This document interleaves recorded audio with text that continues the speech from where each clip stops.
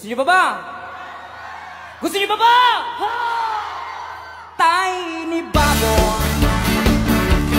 in her eye makes me feel happy, makes me feel fine.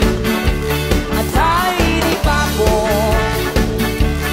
in her eye makes me feel happy, makes me feel fine. Palakpak sa lahat ng mga nag-e-enjoy.